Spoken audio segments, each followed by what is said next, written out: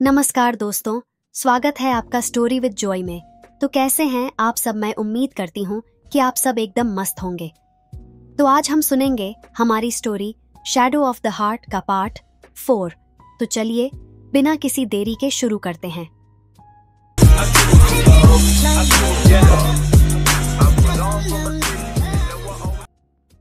Black shadow के assistant की धमकी ने वुक्सियन और वंगजी को और भी कॉशियस कर दिया था।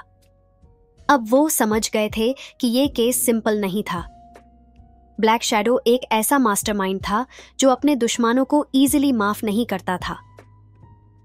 असिस्टेंट के अरेस्ट होने के बाद भी उसके शब्द उनके दिमाग में गूंज रहे थे, ये सिर्फ शुरुआत है। वंगजी अपने सीरियस और फोकस्ड मोड में था, लेकिन उसके एक्सप्रेशंस में टेंशन साफ दिख रही थी। वुक्सियन ने थोड़ा रिलैक्स्ड टोन में कहा, चिल लंजन, ये सिर्फ एक धमकी थी, तुम इतने सीरियस क्यों हो? वंगजी ने हल्की सी नाराजगी के साथ कहा, मुझे लगता है तुम इस सिचुएशन की ग्रेविटी समझने में फेलियर हो। वुक्सियन ने कैजुअली हाथ उठा के कहा, अरे मैं परफेक्टली समझता हूं, पर कभी कभी थोड़ा रिलैक्स्ड रहना भी जरूरी होता है। तुम्हारे चक्कर में तो मैं भी रोबोट बन जाऊंगा।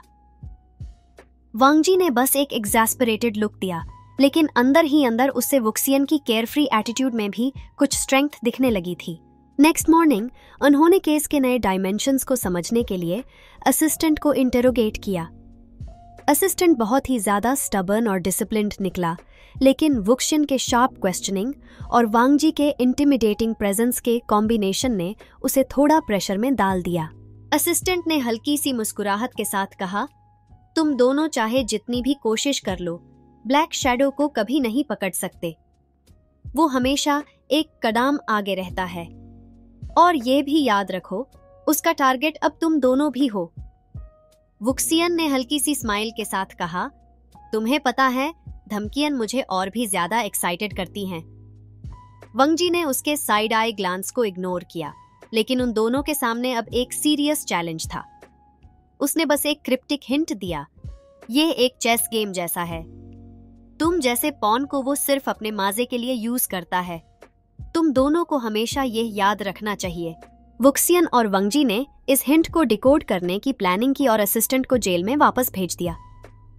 दोनों अब समझ गए थे कि ब्लैक शैडो सिर्फ उन्हें पर्सनली टारगेट नहीं कर रहा, बल्कि उन्हें मेंटली भी एग्जॉस्ट करने की कोशिश कर रहा था।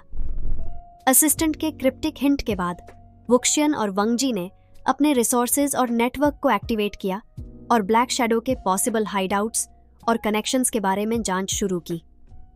उसके क्रिमिनल एम्पायर के सारे क्लूज उन्हें एक पुरानी वेयरहाउस तक ले गए जो अबैंडन थी, लेकिन वहां के सराउंडिंग्स में कुछ अनयूजुअल एक्टिविटीज हो रही थी।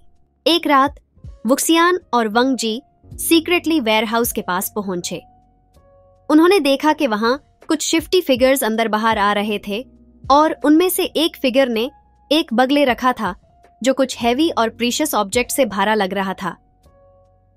वुक्सियन ने विस्पर में कहा, रेडी लंजन, तुम्हारे स्ट्रिक्ट और डिसिप्लिन्ड मूव्स का टाइम आ गया है।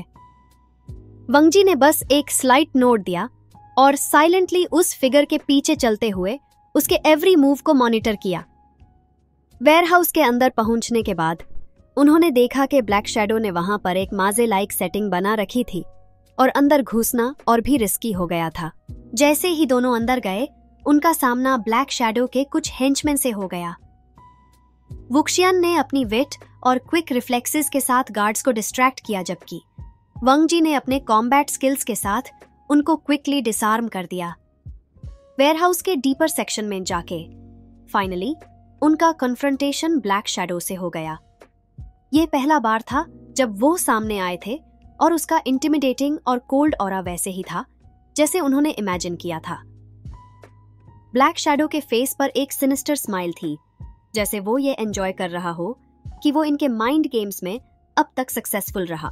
ब्लैक शैडो ने काल्मली कहा, तुम दोनों बहुत इंटेलिजेंट हो, लेकिन ये भी समझ लो कि तुम मेरे गेम में कुछ भी नहीं हो। तुम्हारी हर एक मूव पहले से प्लान की गई है। वुक्सियन ने कॉन्फिडेंट टोन में कहा, मुझे तुम्हारा प्लान बहुत बोरिंग लगता है, तुम्हें कुछ नया ट्राई करना चाहिए। वंगजी ने उसकी आईज में देखा और बस कहा, तुम जैसे क्रिमिनल्स का टाइम खत्म हो चुका है, हम तुम्हें जेल तक जरूर पहुंचाएंगे। ब्लैक शैडो ने एक सिग्नल दिया और उसके गार्ड्स ने इंस्टेंटली गन्स उन पे पॉइंट कर दी। यह सिचुएशन और भी टेंस और डेंजरस हो गई थी, लेकिन वुक्सियन और वंगजी ने अपने प्लान के मुताबिक एक कोऑर्डिनेटेड अटैक किया और वुक्सियन ने वेयरहाउस के इलेक्ट्रिक सिस्टम को डिसेबल कर दिया, जिससे लाइट्स ऑफ हो गई और कैओस मच गया।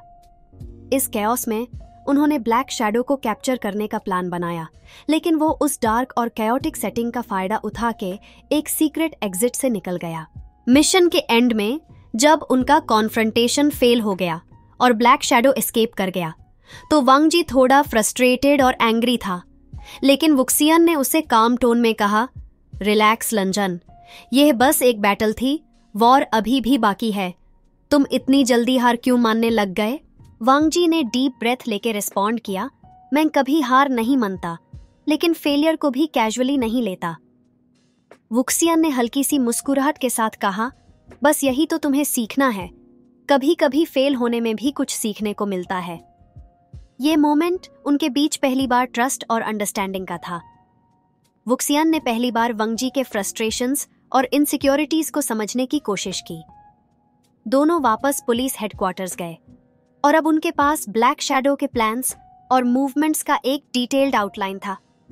ये रियलाइजेशन हुआ कि अगला स्टेप और भी केयरफुल और डेंजरस होगा, लेकिन अब उन दोनों के बीच ट्रस्ट और कमराडरी का बॉन्ड और स्ट्रांग हो चुका था। नेक्स्ट पार्ट, ब्लैक शैडो के नेक्स्ट प्लान और उनके एक और फेस ऑफ के लिए तैयारी की कहानी अनफोल्ड होगी।